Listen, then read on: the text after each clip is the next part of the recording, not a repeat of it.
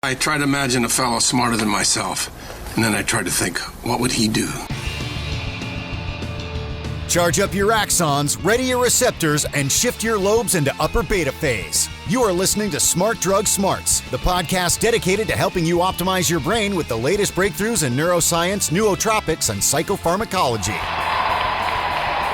Hello and welcome to Smart Drug Smarts. My name is Jesse Lawler. I am your host, and this is the 154th episode of this podcast dedicated to the ongoing betterment of your brain by any and all means at your disposal. In this episode, we're going to be talking about a subject we touched on once before. Well, we've touched on it a bunch of times before, but I think we've made one actual episode of it. But this episode is taking a decidedly new take on looking at addiction. We're going to be talking with the author of a new book called Unbroken Brain. Her name is Maia Szalavitz. She's written a really interesting book, which is both an exploration of the science and the societal implications of addiction, and also a very personal story of her own past with addiction. It's a really unique take and kind of a whole new paradigm to think about addiction through. It was a book that, as I read it, I kept thinking to myself, why has no one ever explained it this way before, or at least not someplace that I'd heard? Anyway, that's enough preheating the interview, but that'll be the main topic. If you hang around until the very end of this episode, it's a couple weeks now past Halloween, but I'm a giant Halloween fan. It is probably for sure my favorite holiday of the year. I got a bunch of listener emails with ideas related to Halloween, more than we could handle all in one holiday, but this week's Ruthless Listener Retention gimmick is both neuroscience related and just creepy and kind of gross, but a good Halloween leftover still stuck in our craw if you hang around for the end. But right now, let's kick things off as usual with This Week in Neuroscience.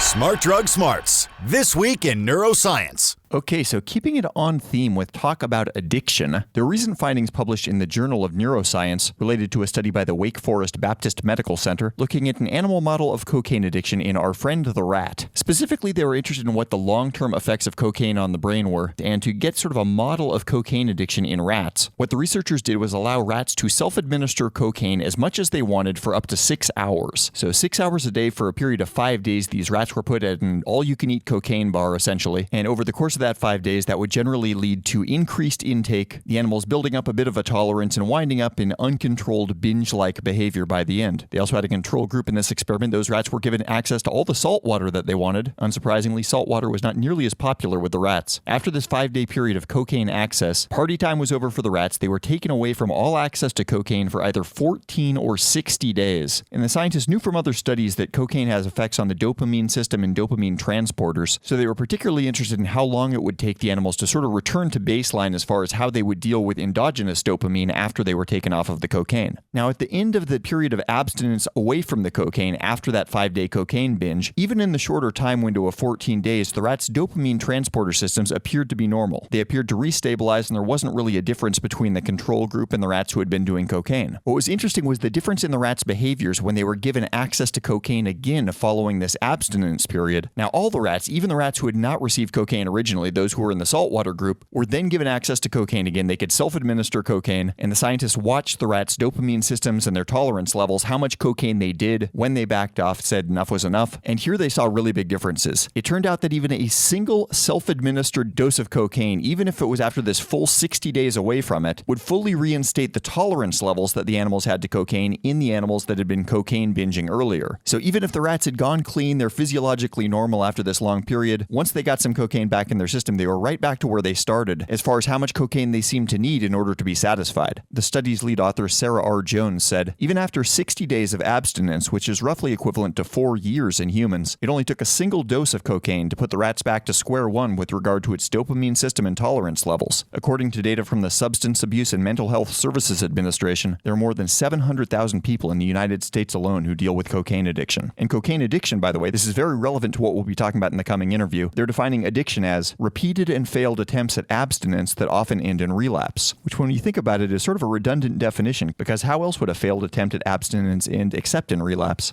Smart Drug Smarts, the podcast so smart, we have smart in our title, twice. Picked up a couple of 5-star reviews on iTunes. Listener Ian Shu from Australia says, intelligent guests and intelligent questioning, presented concisely and coherently. And a reviewer named The Walking Talking Kidney says, I listened to your episode on rapamycin, also known as Rapamune in the transplant world, and I have newfound respect for this medication that I take daily. I'm on a low dose, and even though there's some pretty bad side effects at high doses, in low doses I can't complain, and I'm going to look 25 forever. I think so that's going back to the Matt Kaberlein episode that we had a while ago. I think Dr. Kaberlein would caution that the human studies aren't really there yet to talk about longevity authoritatively, but there's definitely reason to be optimistic. But thank you very much for those reviews. Thanks to everyone who has left a review near or far, recently or a long time ago. All of that's very much appreciated. Also appreciated are the shoppers over at Axon Labs who have apparently bought us out of our remaining supplies of Nexus. We've got just a snickle's worth that's still over there. We're reserving that for the people that have actually bought Nexus on subscription, on a monthly subscription. But yeah, looks like we might be out for the next week or so. We still have mitogen over there, our mitochondrial support supplement, but we've actually got a sold out sign on the Nexus page right now. I'm talking, of course, about the stacks over at axonlabs.io. Needless to say, tune in next week for news on the great Nexus drought of 2016, which hopefully will have come to an end by then. Also want to give a thank you to listener Rob Wainwright, who's actually the one that started the ball rolling towards this episode that you're listening to even existing. He was asking for an episode about alcohol and neurotransmitters, which is a great idea for a topic. We weren't able to zero in on exactly that just yet, but some research along those lines led us to Maia Szalavitz, the interviewee for this episode. So a big thanks to Rob for that, and we have not forgotten your other idea either. There's probably some other gems of ideas hiding in my inbox right now. My inbox has gotten a little bit jammed up the last couple of weeks. If you're waiting on me for an email, I do apologize. Just trying to juggle all the appropriate chainsaws, not sever any limbs, and sometimes the email takes a bit of a backseat. Speaking of email, if you would like an occasional email from us, we do have a newsletter called The Brain Breakfast. We send that out about weekly, very easy to sign up for at smartdrugsmarts.com/newsletter. Got some interesting stuff coming up in there as we close out the remainder of 2016. I think that's all the updates we have for now, so let's jump ahead to the main interview.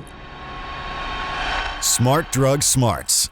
Okay, so I'm about to be speaking with author Maia Szalavitz. She is both an author and an award-winning journalist who writes a lot about both addiction and neuroscience. Some of her previous books include Help at Any Cost, How the Troubled Teen Industry Cons Parents and Hurts Kids, The Boy Who Was Raised as a Dog, and Other Stories from a Child Psychiatrist's Notebook. And the book she had released just earlier this year, the one that I read, is called Unbroken Brain, A Revolutionary New Way of Understanding Addiction. And besides taking a broad look at addiction, the way we think about it in society and where that correlates and does not correlate with the science behind what we know about drug dependency. It's also a really personal story of Maia Szalavitz's own history, which includes being a gifted kid and always excelling academically, but never feeling like she fit in with her peers, eventually getting accepted to a top university, but then getting in sequentially to marijuana, psychedelics, and then the harder drugs, including cocaine and heroin. She wound up becoming a drug dealer as well as a drug addict, got in trouble with the law, as almost inevitably happens in these cases, and eventually managed to pull herself out of it and go on to become the author that we will now be talking to. This period of addiction is decades in her past, but it's obviously colored her work and thinking and interests since then. I found Unbroken Brain to be a really interesting book, one that actually lives up to its subtitle, A Revolutionary New Way of Understanding Addiction. This was really an eye-opening book for me. Most of my own personal history around drugs are around psychedelics, which don't really have a substance-dependent component to them. They're not something that you can get addicted to, and so I've never really had much first-person reason to give addiction all that much thought. But there's clearly a lot worth thinking about here. One also really interesting quote that I wanted to put forward before we go into this interview is worth keeping in mind, I think, because it flies in the face of what I feel like a lot of the popular mythology is around recreational drug use and drug abuse. According to the narrative, pretty much any recreational drug use is by definition drug abuse, but according to the United Nations Office on Drug Control, which is sort of the global coordination body for the overall drug war, only 10% of drug users have a problem with their drug substance of choice. 10% of drug users is a heck of a lot of people, but on the other hand, that means 90% of people aren't having any particular harm associated with it. So really interesting getting that figure coming out of that United Nations body. But with that as lead-in, let's talk now with Maia Szalavitz.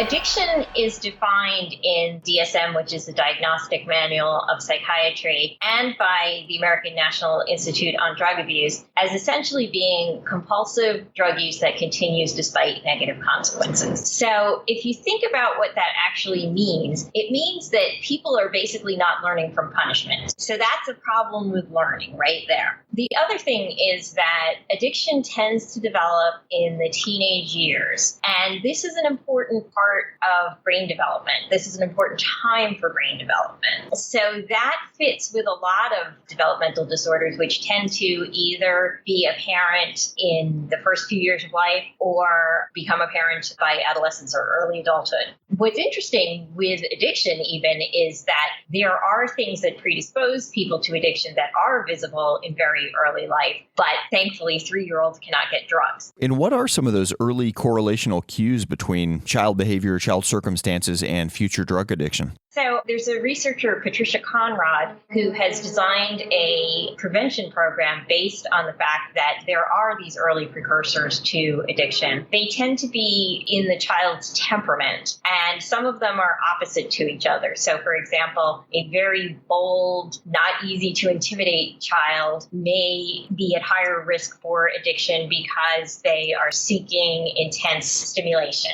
On the other end of the spectrum, somebody who is overwhelmed by their sensory and emotional experience, they might seek drugs for a different reason, just to sort of chill things out. And the first group might be more likely to prefer stimulants, and the second group would be more likely to prefer depressants like opioids or alcohol. Right. And many drug users, if not most people with addiction, are polydrug users, but people do tend to have preferences even within that. Which does make sense if you think about this as a learned behavior, a habituated response that people would keep going back to whatever it is that they've liked the most in the past and had the best results with. Yeah, exactly. And so the most difficult cases of addiction are cases where people basically want to drug themselves into unconsciousness all the time. They're not trying to go down or up, they're trying to get out. Gotcha. And they tend to be the most chaotic, the most likely to relapse, the most difficult to treat. So there are these personality things like sensation seeking, which is like seeking stimulation or intensity, and hopelessness, which often results from kids feeling very different and having trouble self-regulating and stuff like that. By the time they reach adolescence, they get kind of hopeless about it and feel very bad about themselves. So that hopelessness is another one of the traits. Impulsivity is another one, and that is obvious because if you act without thinking, you will probably try things and it will probably be harder for you to stop because you act impulsively a lot. So the other one is anxiety sensitivity, and that is basically being afraid of fear itself. You don't like the way your body reacts to frightening things, and so you avoid, again, you're sort of seeking calmness rather than stimulation. My case is kind of weird because I probably would have been diagnosed with Asperger's, which I am now finding out actually is not so rare among people with addiction, but which I, at the time, thought was quite rare. And so with that, you have kind of dysregulation on both ends. So you can be impulsive or compulsive.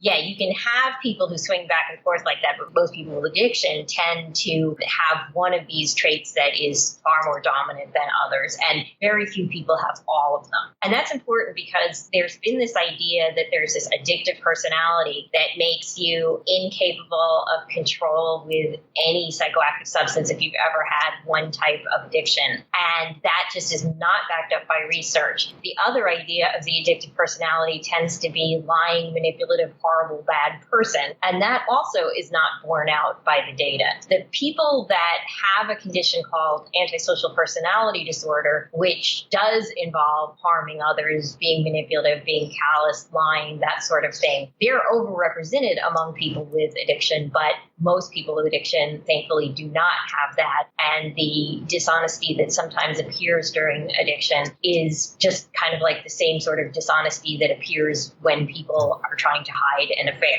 One thing that I thought, I think this was in your book, if not, it was in a conversation I had with somebody else recently, but the idea when people talk about, oh, I have an addictive prone personality, it's oftentimes said almost with a little bit of a wink, wink, nudge, nudge about something that the person actually likes. Whereas a true addict, they would like not to be doing the thing they're addicted to, but they feel compelled to, despite the fact it's not really pleasurable at that point. Well, yes. And I mean, that's a very important point because the people who do say that with a wink don't understand that addiction requires negative consequences. If you're engaging in compulsive behavior with positive consequences, you should obviously continue that because things are going well. Right. If you're a compulsive gambler and you just keep winning, there's not much reason to stop. This is why it's interesting because some people who, like, say, smoke pot every day might consider themselves addicted because they do it every day. But if they're not having negative consequences, if it's not messing with their family life or their career or anything else, then that's not addiction. Let's break apart the terms addiction and physical dependence a little, because I feel like that's an important thing to semantically dissect those two. Yeah, it was a real mistake by the DSM, by the psychiatrist, to call addiction substance dependence. And that made for many unfortunate discussions and many real problems for people in pain, because if you take opioids daily for long enough, you will develop physical dependence. And physical dependence is basically needing a substance to function without getting sick. So with an opioid, if you are taking it for a while and then you stop abruptly, you will get the classic withdrawal symptoms of, shaking and vomiting and diarrhea and all kinds of unpleasant experiences. So that is not the same as being addicted. If that were the same as being addicted, cocaine wouldn't be addictive, because cocaine does not cause obvious physical withdrawal symptoms when you stop. And I think we can all agree that cocaine is addictive. But that physical dependence confusion made people in the 80s think that cocaine was not addictive. And the idea that dependence itself is a problem really led to an exacerbation of the horrible individualistic way that Americans tend to see things anyway. So if all dependence is bad and you should just be happy without any relationships, which no human really is. Right. So you don't want to be pathologizing dependence. And that's where the horrible and nonsensical codependence came in. This idea that some people are addicted to the addiction of an addict, which is very ridiculous. Certainly there are some people that escape from their problems by trying to solve someone else's problem. Right. But that is not a disease, and it is not something that you can measure or figure out any propensity for that is reliable. And the big codependent scare was basically trying to treat people seeking positive social contact as if that was an abnormality or some sort of pathology. Yeah, it ended up pathologizing care. And it ended up with this whole concept of enabling, so that you're basically supposed to be mean to people with addiction so you don't enable them. And that's supposed to fix them somehow, even though the condition is defined by resistance to negative consequences. That led to all this tough love stuff and all kinds of real problematic things that did a lot of harm to a lot of people and unfortunately continue to do harm to people. One thing I'd love to touch on just before we leave the topic of that distinction between physical dependence and addiction, and this is a point I thought you made beautifully in the book, which is that there's kind of this idea that some babies are born addicted to drugs, but technically that's impossible because an addiction requires a learned behavior, and a baby doesn't know how to do anything yet. A baby might be having a physical dependence to a drug if it was getting a drug through its mom's circulatory system in utero, but it doesn't know what to do. It can't put a crack pipe in its mouth. It doesn't even know what crack is. Right. No, and I mean, this child does not know whether they want mommy or a diaper change or heroin or crack or whatever. So yeah, I mean, I do think that's a really important point, because the idea of addicted babies or crack babies has done a tremendous amount of harm, because babies that are born exposed to drugs are then stigmatized and seen as little evil people. And when you stigmatize a child like that and you expect nothing of them or expect bad things of them, that's what you tend to get. And there's been research that suggests that if you think a kid is like a crack baby, you will treat the child more punitively. And that will create negative effects that have absolutely nothing to do with the exposure in the womb and everything to do with our horrible way culturally of dealing with addiction.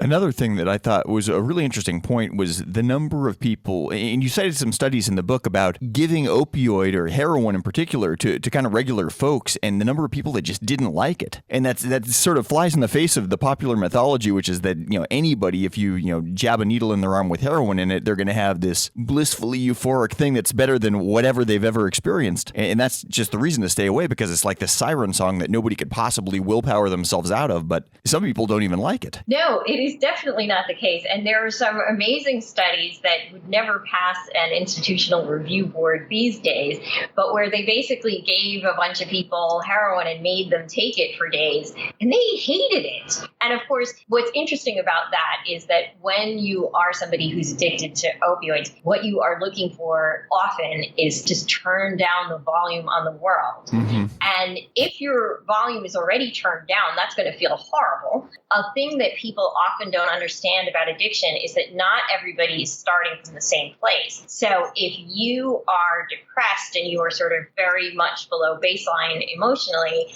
and then you get high, and then so you're above baseline emotionally, you have a larger contrast between your experience than the experience of somebody who's going just from normal to high. Because people often see addiction as like, oh, these people are just pigs who want extra pleasure. And it's like, no, they tend to be people who have less pleasure in their lives and are trying to just feel okay, especially in the later phases of addiction. What would you do as far as early childhood interventions or whatever it is to try to catch the crop of kids that we might say, you know what, I can tell that this 9-year-old is a likely candidate for maybe becoming a victim of addiction later on? I'd love to hear your thoughts on that. Sure. I mean, I think it's very important not to label these kids as high risk or anything like that. Sometimes labels are useful. Like I feel that in my own experience, if I had had the Asperger's label when I was a kid, I would have understood that, oh, these are a set of traits that come together and they have talents associated with them as well as disadvantages. It doesn't mean you're a bad person who will never be able to be loved. So in that case, a label would have been good. But I think especially since addiction is so highly stigmatized and we just really don't know which one of these at-risk kids is going to develop depression and never become addicted, or which one of these kids is going to develop depression and addiction. You know, I mean, like Finland does very interesting things with education. They have one of the best educational systems in the world. And interestingly, their kids don't start reading till they're 5. They really emphasize early play rather than drilling stuff into kids, which is probably much healthier for them. Yeah. Obviously, some kids are going to gravitate towards reading, and you shouldn't discourage that. But forcing it on kids who aren't ready often causes problems. And so, like, in terms of education, there's so many things we do that make kids end up feeling bad about themselves. And I'm not saying we should just do all this superficial self-esteem boosting stuff, but we can reduce bullying a lot. And the way to do that is to have all the adults engaged and recognize it and not just say, oh, boys will be boys, or whatever you say to justify letting kids be scapegoated. So yeah, I mean, we really want an empathetic, supportive, kind system that minimizes bullying, that recognizes when kids are traumatized or have extreme temperaments that they're having difficulty managing, and helps them manage those things. One of the things that tends to be important in reducing bullying and creating a good school climate is tolerance of diversity, which is a good thing for society anyway. Right. But the more you're allowed to be an outlier, the better it will be for you if you happen to be one. Manageable doses of stress are important for learning. So I am not saying never let a kid skin their knee and let's completely protect them from any emotional upsets. That can be almost as harmful as the opposite. Stress itself isn't bad. Uncontrollable high doses of stress is bad. You want Goldilocks stress. Not too much, not too little. Exactly. And you can achieve this, like if you are trying to train your muscles. People like personal trainers know how much you can probably lift, and they're not going to give you something that is unliftable. But at some point, because you slowly build up, you will eventually be to the place where something that you could not even budge, you can now seriously lift. And that's the way we need to work with stress and learning in terms of more academic subjects. Is it fair to say that people that maybe they're abused as children or whatever it is, that come from these, sort of negative psychological backgrounds where they, for whatever reason, they want to comfort themselves from their reality, do they all find something and just one subset of that group happens to find addictive substances and the others find something else? Or are there some people that just kind of escape from that? I think there are people that escape from it because they are taught appropriate coping skills. Okay. So social stress is just huge throughout life.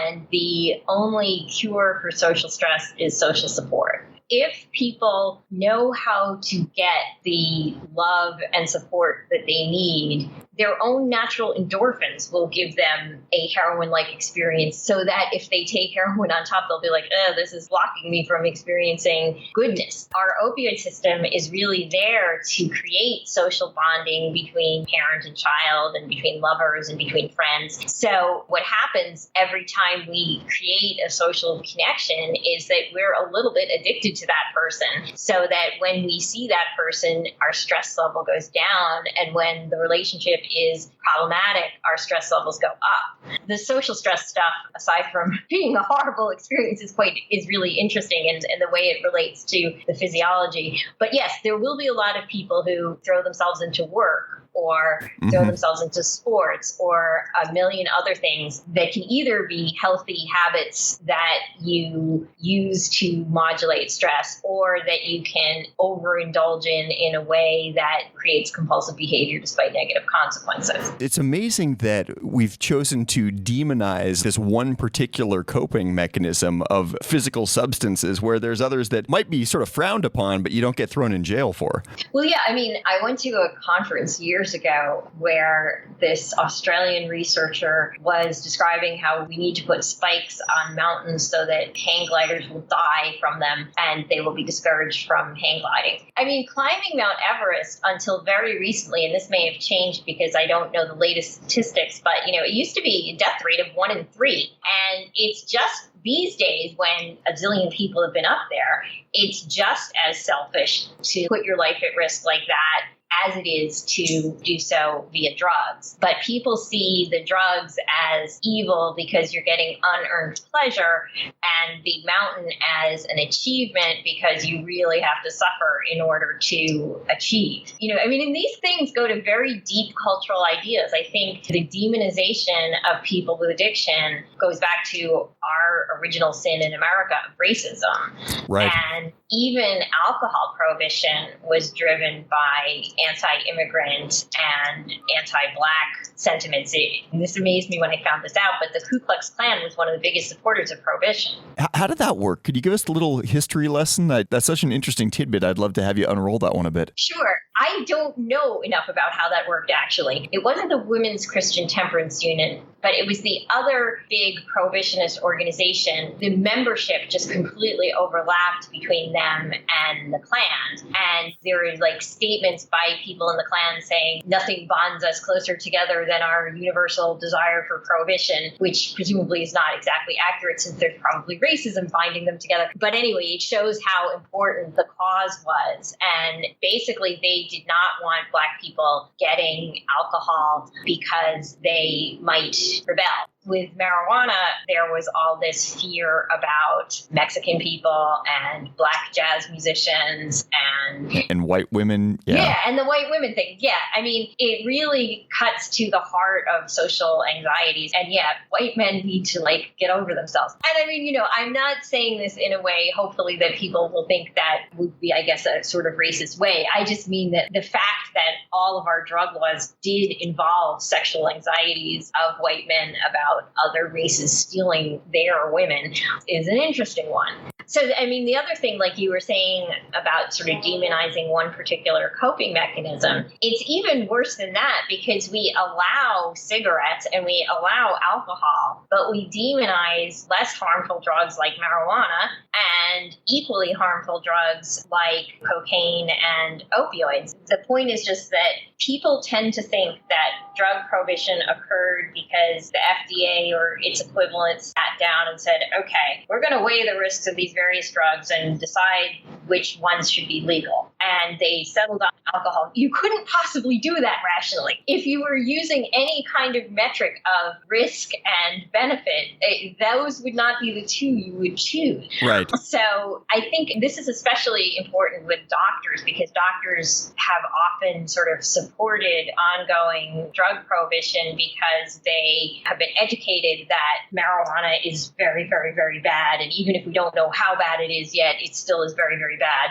It's very hard to get people to see that the laws were made for irrational reasons. And so there are really very few rational ways to support them. One thing I'd love to hear about, we haven't touched on yet, is how many people who are drug addicted will sort of just pass out of the phase. You said average sort of in a mid-30s is when people tend to just slough off addictions. I mean, obviously, sometimes people die first, but addictions do tend to take care of themselves on a long enough time frame. Yeah, and this is, again, why economics and social conditions matter so much. A lot of people resolve addictions when they they get a job or they graduate college. And your friends just don't think it's quite as cool when you're constantly wasted. Yeah, exactly. And so another transition period tends to be when people get married or when people have kids. When people cannot get a job or get married or have kids, the risk is higher. I think about what's going on with the American middle class right now, where the jobs are going away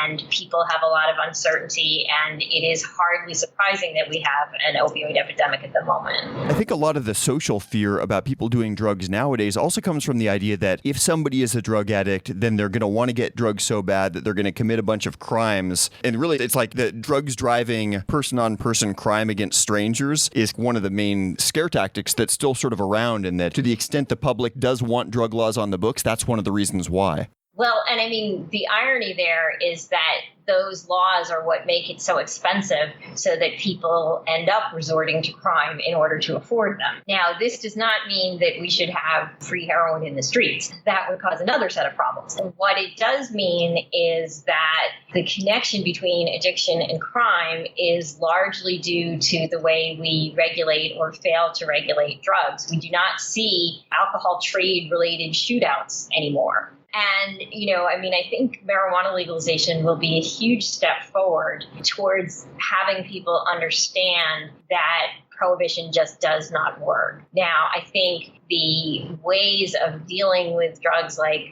cocaine and heroin are much more complicated, and that needs to be really carefully debated. But it's certainly the case that criminalizing possession of anything doesn't help anyone. What you end up with is putting people in cages in order to solve a disease, and that does not work very well. You look at what happened in Portugal when they decriminalized possession of everything, and drug use went down, HIV went down, addiction overall went down. There were some rises in some drug use like marijuana, I think, but they were in parallel to what happened in the rest of Europe at the same time. So that was not associated with the decriminalization. There are certainly prohibitionists now who will just say, well, okay, yes, we still should arrest people for possession, but we should put them in treatment instead of jail. I still think that is not such a great idea, but I don't think there's anybody, and there were plenty of people that supported it in the 80s and 90s, but I don't think anybody now supports arrests for possession straight up.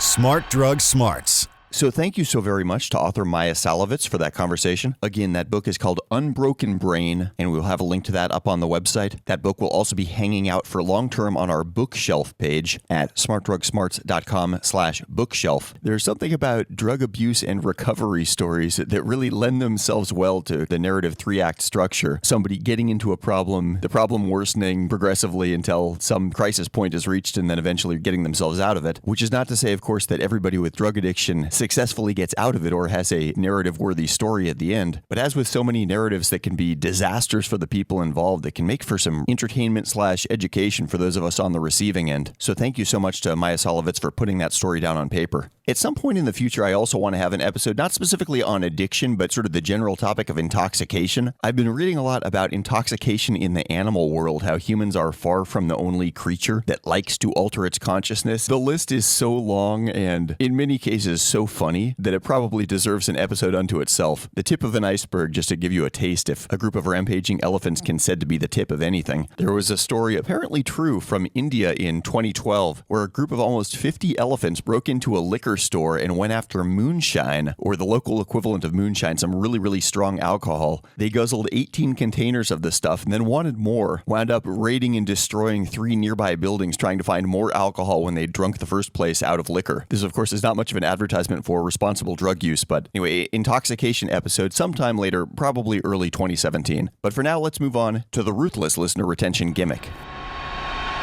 Smart Drug Smarts, ruthless listener retention gimmick. So as mentioned, this is sort of a leftover from a potential Halloween episode topic sent in by a listener. Let me start off first with talking about something called caloric vestibular stimulation. Now, what caloric vestibular stimulation is a technique that involves stimulating receptors in the ear canal by using syringes full of alternately cold and hot water. When we think of calories, normally we're thinking about food, but calorie is actually a unit of heat. So it's talking about the temperature differential, by putting cold and hot water into ears. There are different ear-based caloric stimulation techniques that are used to assess potential brain damage. The inner ear is famously involved in things like balance, but there's apparently more than a few types of brain injury that they can at least diagnose by watching how a person reacts, particularly eye movements, after warm or cold water is put inside the inner ear. Pretty interesting. This is obviously not something you want to try at home. This is a medical procedure, but caloric stimulation is normally a diagnostic tool. They have tried it and had some success, or at least hints that it might be worth a larger study to see if this really bears out, using caloric stimulation for the treatment of aphasia. Aphasia is a language disorder based on brain injury, and impressed by those findings, or tentative findings, they recently got the idea to try caloric vestibular stimulation on something called BIID. And BIID is why this was a potential Halloween episode. BIID stands for Body Identity Integrity Disorder. I don't know if this deserves like a parental warning or anything. I'm not going to talk about anything too gross here, but this whole thing just makes me squeamish. So, I mean, if it were me, I would like a parental warning, even though I would keep listening anyway. Body Identity Integrity Disorder, also known as xenomelia, is a psychiatric disorder. They do not know how prevalent this is. It involves the desire to destroy or often to amputate a perfectly healthy limb. It also sometimes manifests as a desire in the person to be either blind or paraplegic, but it's not associated with any other psychiatric condition. So basically, people are completely normal, except they just want a part of their body gone, hacked off, whatever. This gets kind of creepy because people really have no idea just how common or uncommon this is, because people who suffer from this disorder, they know it's unusual. They generally don't want to talk about it because they know that they're not going to get good reactions from other folks. And in many cases, they don't even tell their husbands, wives, boyfriends, girlfriends, stuff like that. And at present, there is no cure other than occasionally actually cutting off the limb. And this is something that people actually do. Typically not themselves, but people have been known to travel to countries where medical laws are less likely to turn up their nose at such things. A U.S. study from 2005 showed that 52 sufferers of BIID that were recruited over a 6-month period, 27% attempted to get an amputation. And a German study of 21 people showed that 47% of them went abroad to get surgery. Almost nothing is known about the prevalence or lack of prevalence of this disorder in other countries. Scientists do not know how long xenomelia has existed. The first reports date fairly recently, back to only 1977. The condition is not yet classified as a disease. They don't know if this is purely psychological, if it's potentially a neuroscience-based problem in brain morphology. According to some researchers, there is evidence starting to indicate that the problem at the root of BIID is a dysfunction in the areas of the brain related to the representation of our bodies, which in itself is a really interesting topic, but the findings are not in yet. The data's not there. But xenomelia, it is a thing. We like to think of ourselves as a digital speakeasy for brain hackers, but you can call us Smart Drug Smarts. Okay, so you heard it. That is the end of episode number 154. Thank you for hanging around until the very end here. If you missed last week's episode, we talked with Dr. Dimao Chuang about lithium. And next week's going to be an episode, long time coming. A lot of people have been asking for this one. We're going to be talking about microdosing LSD. That'll be in 155. If I haven't mentioned it yet, the links for this episode and everything related thereto is up online at smartdrugsmarts.com/154. And just because I can't resist, I will dangle the little teaser. If you're curious about our newsletter, that's at smartdrugsmarts.com/newsletter. It is very possible, although I always hate to promise about such things, that we might actually be slipping in an extra episode between 154 and 155, a little overdose edition. Not that you have to do anything special to find it. We'll put it out on the normal podcast feed, but just a little midweek, hey, how you doing? If we manage to get around to it. But for sure, one way or the other, I will be back here next Friday, same time, same podcast, and with the same unflagging commitment to helping you fine-tune the performance of your own brain. Have a great week, and stay smart. You've been listening to the Smart Drug Smarts podcast. Visit us online at www.smartdrugsmarts.com and subscribe to our mailing list to keep your neurons buzzing with the latest in brain optimization. Smart Drug Smarts should be listened to for entertainment purposes only, although some guests on the show are medical doctors, most are not, and the host is just some random guy. Nothing you hear on this podcast or read at smartdrugsmarts.com should be considered medical advice. Consult your doctor and use some damn common sense before doing anything you think might have a lasting impact on your brain.